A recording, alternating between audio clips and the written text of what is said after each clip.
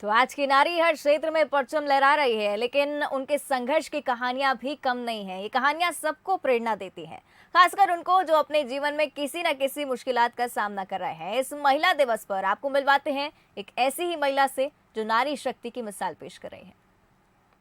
आज़ादी के इस सफर में तंग गलियों का रुख मोड़ रही, प्रतिबंधों की दीवारों को वो अपने हौसले के हथौड़े से तोड़ रही। ये पंक्तियाँ बिल्कुल सटीक बैठती है भोपाल की शेरनी पर। जी हाँ, इस महिला दिवस हम आपको मिलवाने वाले हैं ऑटो वाली दीदी से, जो भोपाल में शेरनी के नाम से मशहूर है। जितना दिलचस्प उनका ये नाम है शेरनी, उतनी ही दिलचस्प उनकी कहानी है। तो चलिए निकल चलते हैं उनकी ज़िंदगी के इस सफ़र पर।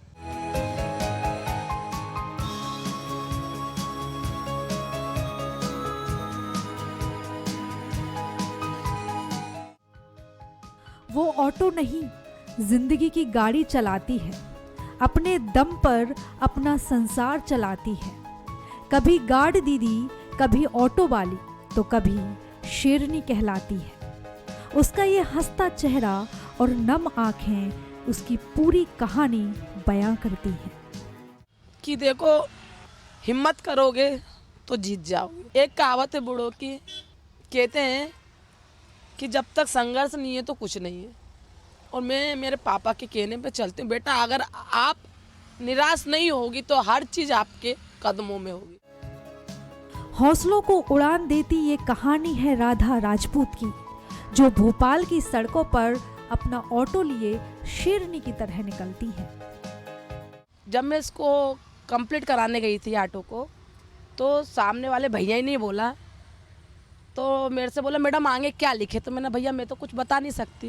तो उन्होंने बोला आपकी बेटी होगी घर में, उससे पूछो। तो उनको मैंने नंबर दिया, उन्होंने पूछा कि बेटा आपकी मम्मी की ऑटो में क्या लिखे। मैंने अपने बच्चों के नाम लिखे, तो बोला मेरी मम्मी की ऑटो में शेरनी लिखना चाहिए।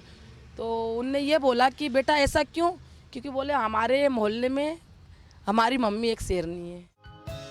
ऑटो चलाने का ये सफ़र शुरू हुआ पहले लॉकडाउन से, जब कोरोना की पहली लहर की मार राधा के परिवार पर पड़ी। यहाँ वायरस ने दस्तक दी, उधर राधा के परिवार की मुश्किलें शुरू हुई।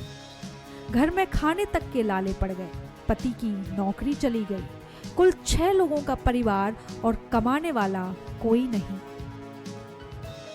जिंदगी कठोर होती जा रही थी और रास्ता कुछ सूझता ना था कि तभी राधा की मुलाकात एक समाज सेवी ओम प्रकाश मिश्रा से हुई।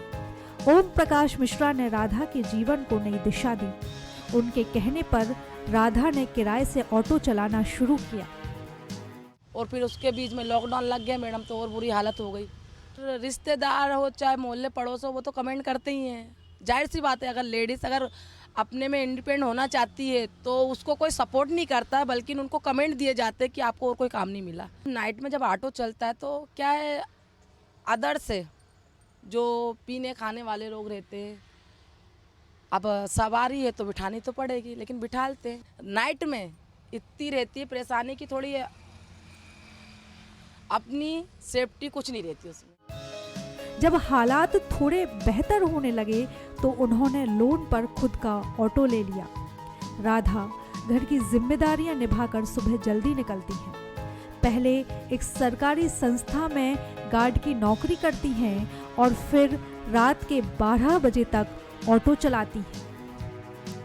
सड़कों पर एक महिला का ऑटो चलाना आसान नहीं होता, चैलेंजेस बहुत हैं, लेकिन राधा कहती हैं कि वो अपनी जिम्मेदारी खुद उठा सकती हैं। राधा जी जोश का लिबास पहने आज की नारी हैं। वो रोज अपनी संघर्ष की गाथा खुद लिखती हैं, रोज अपना जीवन अपने तरीके से जीती हैं। कैमरामैन आशीष के साथ मैं प्रीता उपाध्याय, बंसल न्यूज़ भोपाल।